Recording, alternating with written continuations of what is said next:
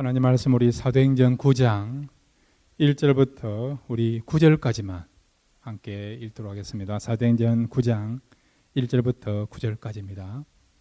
사울이 주의 제자들에 대하여 여전히 유혹과 살기가 등등하여 대제사장에게 가서 다메섹 여러 회당에 가져갈 공문을 청하니 이는 만일 그 도를 따르는 사람을 만나면 남녀를 막론하고 결박하여 예루살렘으로 잡아오려 함이라. 사울이 길을 가다가 다메섹에 가까이 이르더니 홀련히 하늘로부터 빛이 그를 둘러 비추는지라.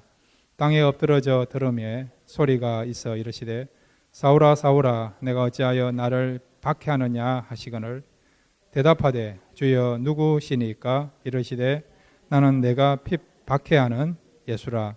너는 일어나 시내로 들어가라. 내가 행할 것을 내게 이를 자가 있느니라 하시니 같이 가던 사람들은 소리만 듣고 아무도 보지 못하여 말을 못하고 서 있더라.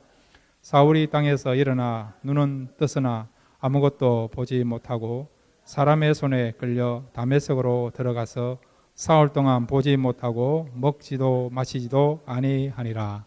아멘. 우리 같이 기도하겠습니다. 하나님, 이 시간 말씀을 통해서 우리의 영적인 눈이 뜨여지기를 원합니다. 하나님이 무엇을 원하시고 또한 오늘 이 시대에 하나님의 백성들이 어떻게 살아야 될 것인가를 우리가 영안이 뜨여짐으로 바로 보고 바로 행할 수 있도록 은혜 베풀어 주옵소서. 이 시간 말씀 듣기를 원합니다. 성령께서 이 말씀으로 역사하여 주셔서 말씀 한마디 한마디가 우리의 마음에 잘 심겨지는, 그래서 아름다운 열매 맺는 그런 능력의 말씀이 선포될 수 있도록 이 시간을 축복해 주시옵소서. 예수님의 이름으로 기도드렸습니다. 아멘. 할렐루야. 이 밤의 말씀을 통해서 예수님을 더 알아가시는 저와 여러분 되시기를 바랍니다. 이 사도행전 9장은요, 사도 바울이 회심하는, 그가 예수를 믿는 그런 과정에 대해서 말씀해 주고 있습니다. 우리 기독교 역사 2000년을 한번 돌아보면 어떤 의미에서는 이 사도행전 9장이 가장 감동이 넘치고 드라마틱한 그런 장이고 또 그런 말씀이라 할 수 있습니다. 오늘 이 사도 바울의 회심을 통해서 우리가 세 가지 교훈을 함께 생각하도록 하겠습니다. 첫 번째로 한번 따라해 주시기 바랍니다. 빛과 소리를 경험해야 합니다. 네, 무엇을 경험해야 된다고요? 빛과 소리를 경험해야 된다는 것입니다. 자, 오늘 본문을 보면 사도 바울이 지금 대제사장의 허락을 받아서 예루살렘에서 다메섹까지 와가지고 다메섹 해당에서 지금 예배드리는 신앙생활을 하고 있는 성도들을 잡아들이기 위하여 예루살렘에서 다메섹까지 원정을 온 것을 보게 됩니다. 자, 그런데 지금 사도 바울이 이 믿는 사람들을 잡아들이고 교회를 박해하려고 할 때 그의 마음과 그의 중심이 어떻는가? 자, 사도행전 9장 1절과 2절을 우리 같이 읽겠습니다. 함께 읽겠습니다. 시작. 사울이 주의 제자들에 대하여 여전히 유혹과 살기가 등등하여 대장에 가서 다메섹 여러 회당에 가져갈 공문을 청하니 이는 말일 그 도를 따르는 사람을 만나면 남녀를 막론하고 결박하여 예루살렘으로 잡아오려 함이라. 아멘. 왜 사람을 잡아오는데 대제사장의 그런 허락, 공문이 필요할까요? 지금 사도 바울이 가고자 하는 곳은 이스라엘 땅이 아니에요. 시리아 땅, 시리아의 수도 다마스커스, 다메섹입니다. 그렇지만은 그 당시 이스라엘도 그렇고 시리아도 어느 나라의 속국입니까? 로마죠, 로마. 특별히 이스라엘이 아닌 로마의 다른 지역에 있는 이런 유대인들을 본국으로 소환하기 위해서는 로마 총독이나 황제의 허락을 받아야 되는 것입니다. 이스라엘 안에서 예수 믿는 사람들을 잡아들이는 일은 얼마든지 쉽게 할 수 있지만은 이스라엘이 아닌 이스라엘 밖에 있는 사람들을 이스라엘로 소환한다는 것은 행정적으로 어려운 일이라는 거죠. 로마 총독이나 황제의 허락을 받아야 되는 그런 상황입니다. 그런데 로마는요, 이스라엘 사람들에게, 특별히 그 당시 이스라엘 사람들 가운데 지도자들에게 한심을 사기 위하여 유대인들이 해외에 있을 때에 그들을 본국으로 소환하려고 했을 때에는 로마 총독이나 황제의 허가가 아니더라도 대제사장의 허락만 있으면, 제가가 있으면 얼마든지 유대인들을 이스라엘 땅으로 소환할 수 있는 그런 권한을 부여하게 된 것이죠. 그래서 지금 사도 바울은 이 시리아에 있는 이스라엘 사람들을, 특별히 예수 믿는 이스라엘 사람들을 지금 예루살렘으로 압송하기 위해서는 대제사장의 허락을 받아야 되기 때문에, 그래서 대제사장의 허락을 받고 시리아에 있는 다마스크에 가서 예수 믿는 사람들을 잡아들이려고 하기 위하여 다마스커스로 가게 되게 된 것이죠. 그런데 그의 지금 자세나 그의 중심이 어떤 상황이냐, 1절에 보시면 여전히 유업과 살기가 등등하여 이랬어요. 이 살기란 말은 뭐냐? 원어 그 자체가요, 살인하려고 하는 그런 마음이야. 살인하려고 하는. 예수 믿는 사람을 죽이려고 하는, 얼마든지 죽일 수 있다고 하는 그런 마음을 가지고 지금 다메섹까지 가게 되게 된 것입니다. 그 다음에 살기가 등등하댔는데, 이 등등하다는 말도 어떤 의미냐? 여러분, 호랑이나 사자가 웅크르고 있다가 먹이를 낚아채지 않습니까? 그런 마음 가지고요, 그런 자세를 가지고 지금 다메섹까지 가고 있는 것을 보게 되죠.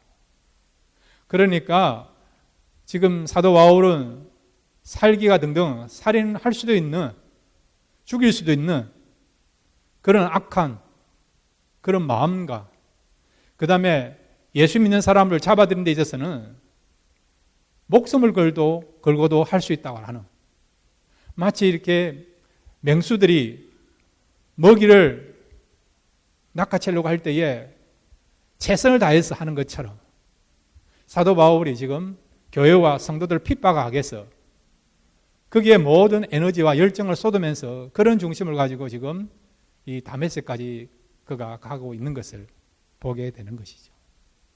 한마디로 말하면 이 사도 바울은 예수 믿기 전에는 이렇게 철저하게 교회와 성도들에 대해서 박해하는, 그것이 정말 심할 정도로 거기에 모든 생명을 걸고 있고 열정을 가진 사람인 것을 알 수 있죠.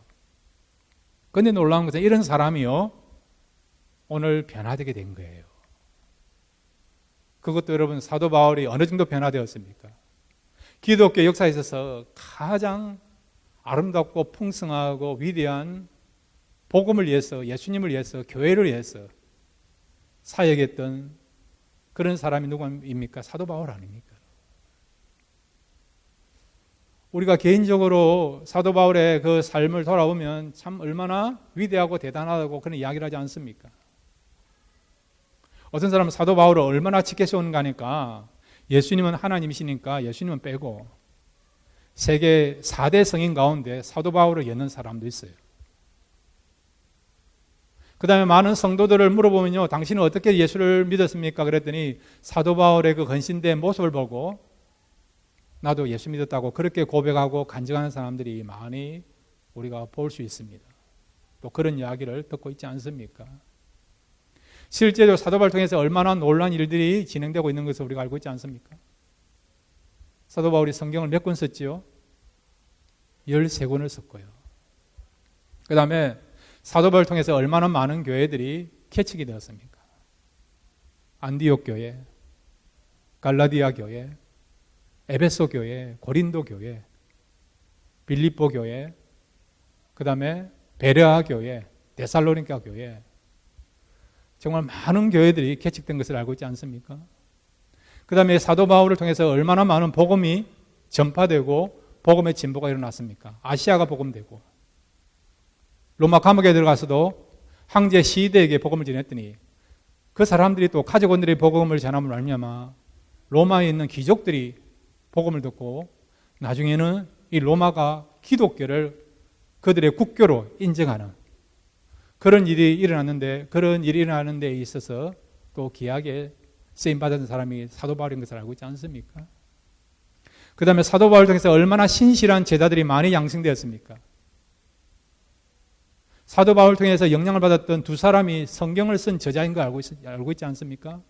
사도 바울의 주치의였던 누가, 이 사람이 누가복음을 썼고, 그 다음에 사도행전을 썼고, 또 사도 바울의 또 영적인 아들이라 할 수 있는 마가도요, 마가복음을 썼고, 그 다음에 여러분이 잘 알고 있는 디모데와 디도와 에바브라라든지, 그 다음에 브리스가 아굴라, 그 외에도 베베라든지, 또 구레네 시몬의 아들인 알렉산더라든지, 정말 신실한 그런 많은 어떤 제자들이 사도 바울을 통해서 이렇게 영향을 받고 예수를 믿게 되고 또 신실한 목회자가 되고 사역자가 된 것을 알고 있지 않습니까?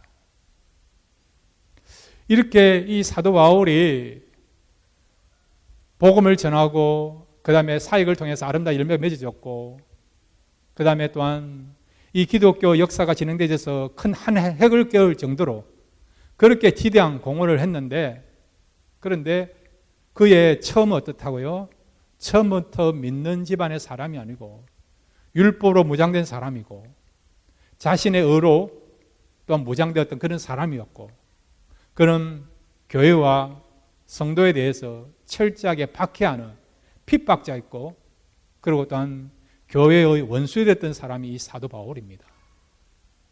정말 변화되기 쉽지 않은 그런 인생을 살았던 그런 사람인데, 교회에 대하여 악의가 가득 찬 그런 사람인데, 그리고 굉장히 완악하고 하나님에 대해서는 정말 다른 인생을 살았던, 자기 가치관과 자기 중심으로 살았던 사람이 이 사도 바울인데, 이런 사람이 예수님을 만남으로 변화되게 된 것을 보게 된다는 거죠. 그러므로 여러분, 예수님을 우리가 제대로 만나게 되면 그 어떤 사람도 변화된다는 것을 믿으시기를 바랍니다. 그러면 이 사도 바울이 어떻게 변화됐는가? 오늘 본문에 보니까 바로 빛 가운데 찾아오신 주님과 소리로 찾아오신 주님을 만남으로 그가 변화되는 것을 보게 됩니다. 자, 여러분 3절부터 5절까지 사도행전 우리 9장 3절에서 5절 같이 읽겠습니다. 시작. 사울이 길을 가다가 다메섹에 가까이 이르더니 홀련히 하늘로부터 빛이 그를 둘러 비추는지라 땅에 엎드러져 들음에 소리가 있어 이르시되 사울아 사울아 내가 어찌하여 나를 박해하느냐 하시거늘 대답하되 주여 누구시니까 이르시되 나는 내가 박해하는 예수라. 아멘. 사도 바울이 일행과 함께 다메섹으로 가다가 우리 주님께서 빛 가운데 찾아오셨어요. 다른 성경에 보면 정오에 낮 12시에 주님이 빛 가운데 찾아오셨습니다. 그런데 그 빛이 얼마나 강렬한가 하니까 사도행전 26장에 보면 그가 아그리파 왕 앞에서 똑같은 또 간증을 하고 있는데 태양빛보다 더 밝은 빛으로 주님이 자기를 찾아오셨다는 것이죠. 그리고 그 빛을 보고 그가 땅에 엎드려지게 되고, 그리고 눈은 떠 있지만은 실제로 보지 못하는 장님이 되는 그런 상황이 됐다는 것이죠. 자, 여러분이 묻습니다. 빛은 무슨 역할을 하죠? 어둠을 밝히는 겁니까? 어둡게 하는 것입니까? 밝히는 거잖아요. 빛이 있으니까 우리가 사물을 볼 수 있는 거 아닙니까, 여러분? 빛은 어둠을 밝히는 거예요, 여러분. 빛이 있으면 어둠이 물러갑니다. 근데 놀라운 것은 사도 바울은 빛 가운데 찾아오신 주님을 보고 어떤 일이 있다고요? 누님은 어둠 가운데 거하는 어둠 상태에 있는 이런 일을 경험하게 되게 된 것입니다. 여기서 말하는 사도 바울이 눈이 멀었다는 것은 단순하게 여러분 그런 육체적인 생물학적인 그런 눈이 멀었다 그런 의미가 아니라는 거예요. 주님이 찾아오시기 전에 빛 대신 주님이 오시기 전에는 그가요 어둠 가운데 있었다는 것을 몰랐다는 것입니다. 그런데 빛 대신 주님이 오심으로 말미암아 그가 어느 상태에 있었는가 알게 되는 거니까 바로 자신이 어둠 가운데 거하고 있다는 것을 알게 된 거죠. 그러니까 지금 눈이 멀었다는 의미는 그가 영적으로 지금 어둠 가운데 있다는 것입니다. 영적으로 지금 죄악 가운데 있다는 것을 말하고 있는 것이고, 영적으로 그가 하나님하고는 전혀 다른 방향을 살고 있다는 것을 말씀해주고 있고, 그리고 영적으로 그는 굉장히 악하고 교만하고, 그리고 또한 하나님 보실 때에 죄인이라는 것을 말씀해주고 있는 것이 바로 그가 어둠 가운데 있다, 눈이 멀었다라고 말씀하고 있는 것입니다. 그런데 주님의 빛이 비치기 전에는 그 자신이 어둠 가운데 있는 것을 몰랐던 것이죠. 그런데 주님의 빛이 이 사도 바울 마음속에 비치게 되니까 그 자신이 어떤 사람인 것을 알게 되었습니까? 내가 어둠 가운데 있었구나. 하나님하고는 전혀 다른 인생을 살았구나. 하나님이 가장 싫어하는 일을 하고 있었구나. 악하고 죄악 가운데 살아갔구나. 그것을 깨닫게 되게 된 것이죠. 사랑하는 성도 여러분, 저와 여러분에게도 주님의 빛이 비춰지기를 바랍니다.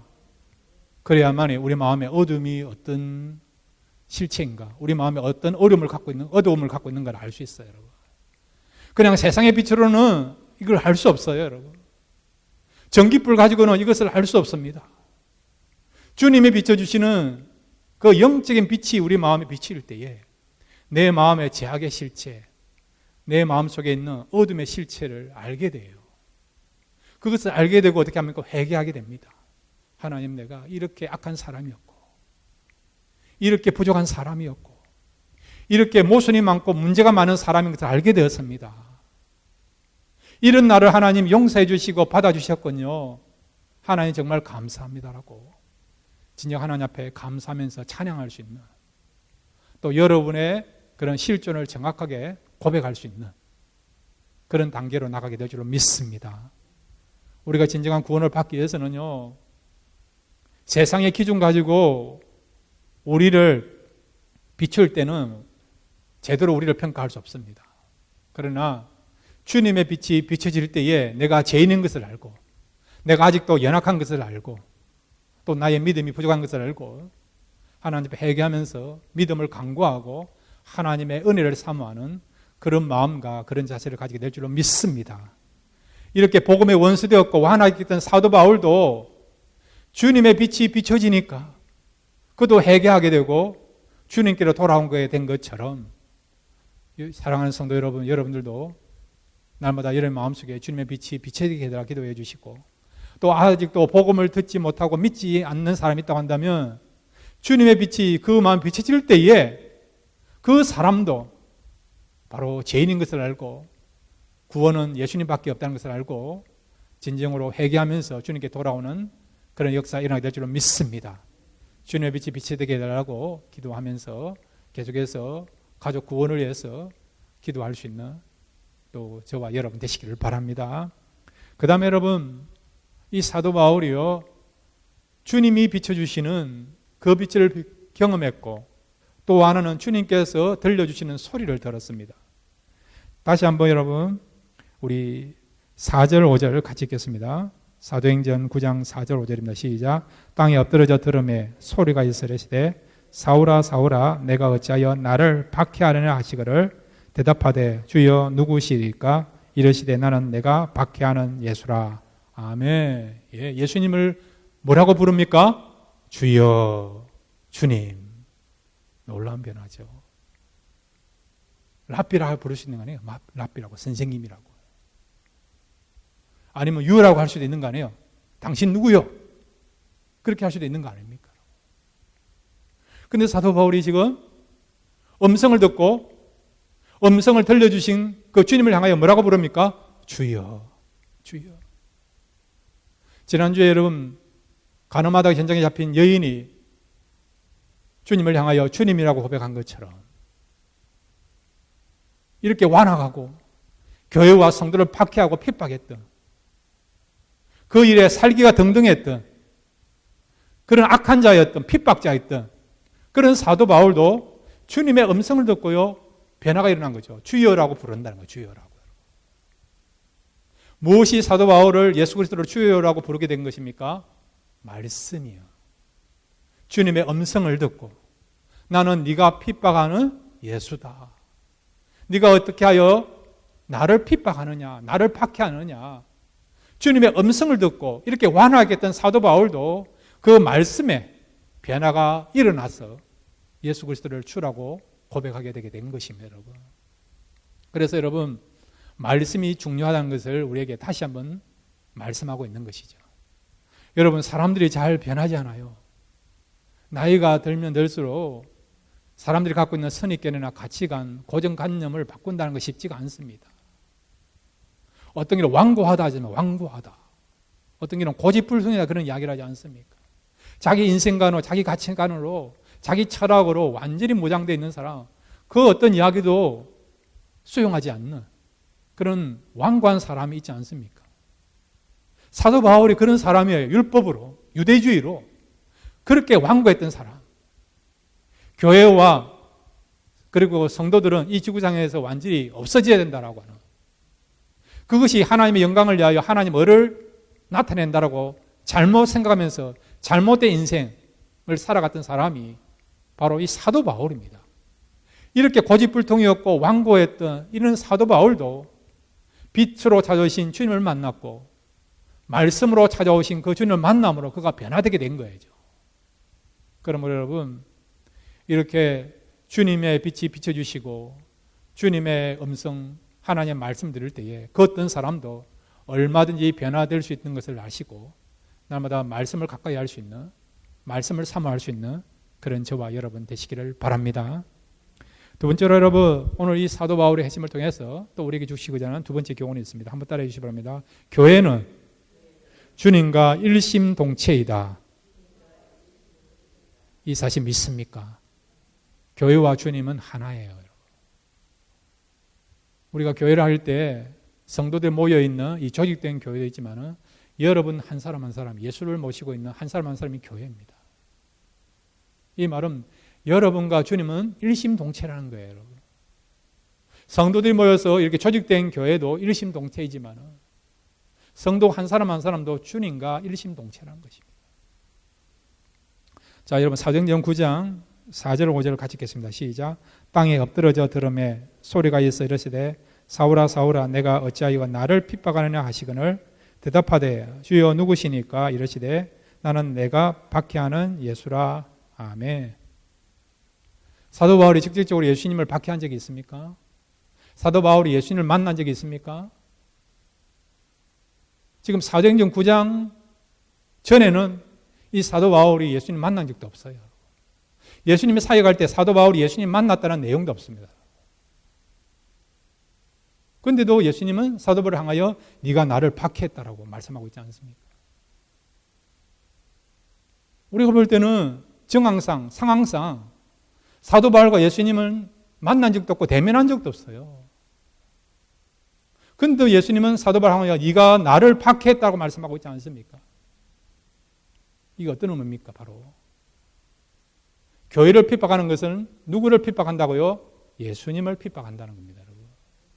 성도를 박해한다는 것은 누구를 박해한다고요? 여러분, 예수님을 박해한다는 겁니다. 여러분. 그걸 지금 말씀하고 있는 거죠.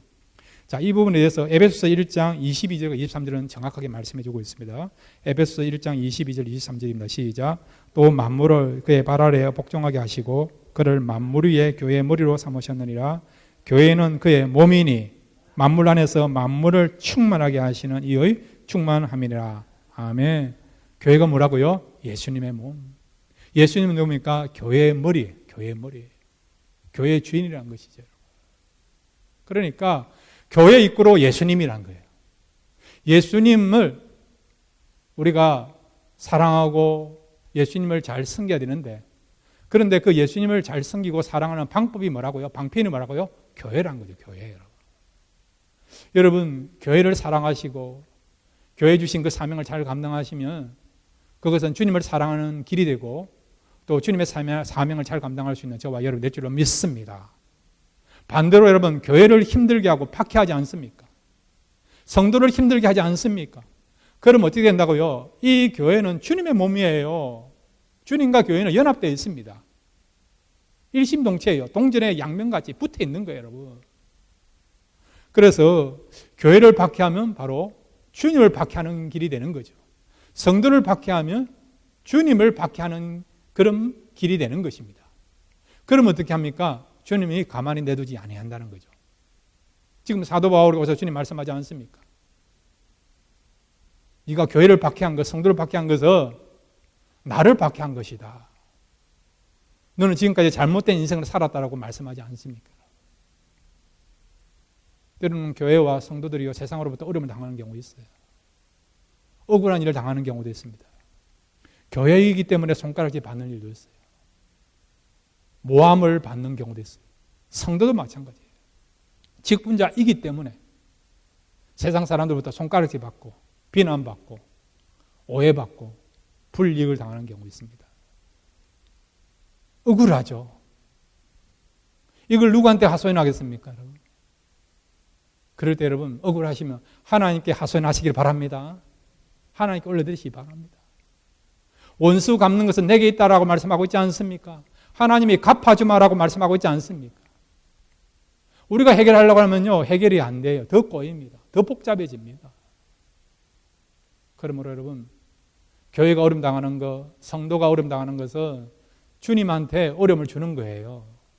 주님이 다 해결하십니다. 그러니까 이 교회와 예수님은 한 몸이고 한 마음이다. 그런 마음 가지시고 주님께 올려드리면 주님이 다 해결해 주시는 또 주님의 역사심을 경험하는 그런 저와 여러분 될 줄로 믿습니다. 세 번째로 마지막으로 이 사도 바울의 핵심을 통해서 우리에게 주시고 있는 교훈이 있습니다. 한번 따라해 주시기 바랍니다. 주님을 만나면 인생관이 달라진다. 예. 자, 여러분. 사도 바울이 크리스찬이 되었어요, 여러분. 이거는 여러분 1세기에 예루살렘에서 예배드렸던 성도들이 기대도 할 수 없는 꿈도 꾸지 않았던 그런 이야기입니다. 어떻게 사도 바울 같은 사람이 예수 믿을 수 있는가? 어떻게 이렇게 악한 교회를 위해 성도를 위해서 이렇게 잔인하고 박해하고 힘들게 하는 원수 중에 원수 같은 이런 사람이 어떻게 크리스찬이 되고 또 나가서는 사도가 될 수 있을까? 이거는 상상도 할 수 없는 마치 천지 개벽이 일어난 것처럼 그런 놀라운 사건이라는 거죠. 그런데 여러분 사도 바울이 예수를 믿고 사도가 된 이후부터 그의 그 어떤 사역이나 헌신을 통해서 기독교가 얼마나 많은 혜택을 받았습니까? 사도 바울이 여러분 성도가 되고 사도가 되었어요. 이건 어떤 의미에서 여러분 호박이요 덩굴째 굴러온 것 같이 경상도 말로 하면 땡 잡은 것 같이 정말 교회 역사에서 가장 아름답고 다영스러운 감동이 넘치는 그런 사건입니다. 그런데 이 사도 바울이 성도가 되고 사도가 됨으로 말미암아 우리에게는 큰 유익을 가져다 주는데 그런데 사도 바울은 어떨까요? 그가 사도가 됨으로써 그의 삶은 어떤 삶을 살았을까요? 자, 한번 볼까요?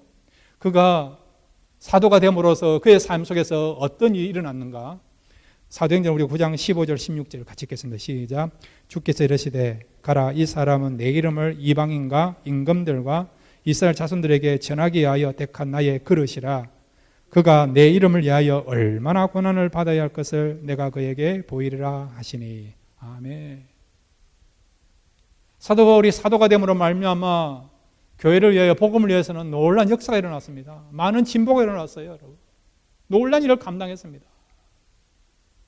그렇지만 그 개인은 예수를 믿음으로 말미암아 사도가 됨으로 말미암아 예수 믿기 전하고는 전혀 다른 고난과 박해와 어려움을 당하는 일을 경험하게 된 거예요.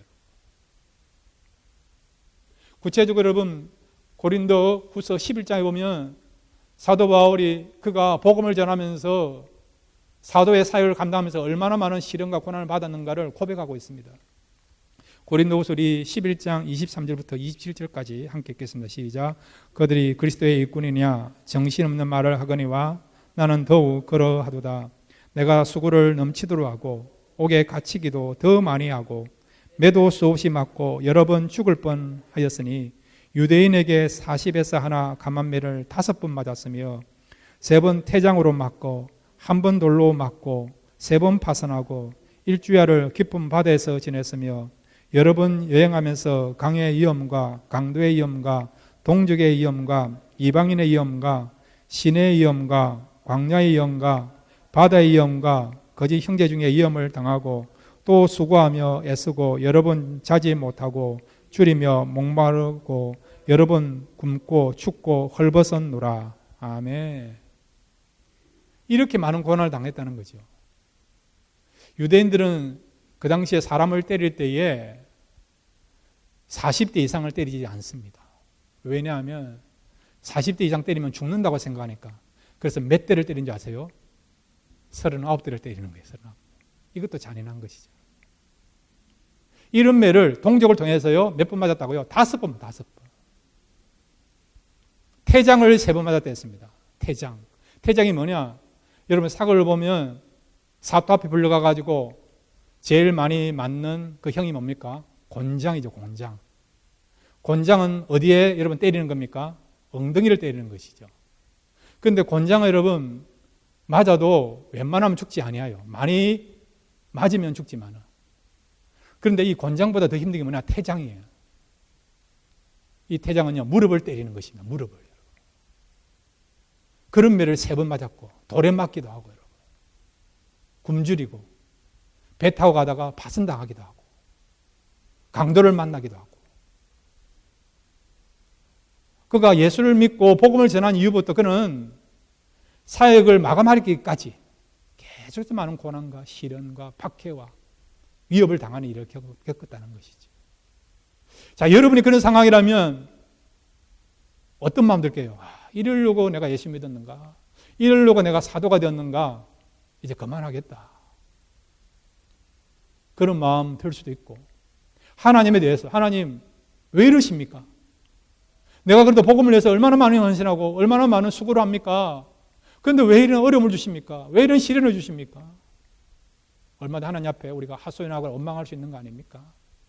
그럼에도 성경 어디에도 사도 바울이 이렇게 고난과 시련을 많이 겪어도요, 한 번도 후회하는 일이 없어요. 후회하는 일이 없어요. 예수 믿은 것에 대한 후회하는 것도 없고 사도된 것에 대해서 후회하는 일이 없습니다. 오히려 이런 고난과 박해를 받으면서도 사도 바울은 어떤 마음과 어떤 자세를 가지고 하나님께 자기의 마음을 표현한 줄 아십니까? 디모데전서 1장 우리 12절 13절 함께 읽겠습니다. 시작. 나를 능하게 하신 그리스도 예수 우리 주께 내가 감사함은 나를 충성되이 여겨 내게 직분을 맡기심이니 내가 전에는 비방자요 박해자요 폭행자였으나 도리어 긍휼을 입은 것은 내가 믿지 않을 때에 알지 못하고 행하였음이라. 아멘. 이런 고난과 시련을 받아도요, 어떻게 해요? 감사한다는 거예요.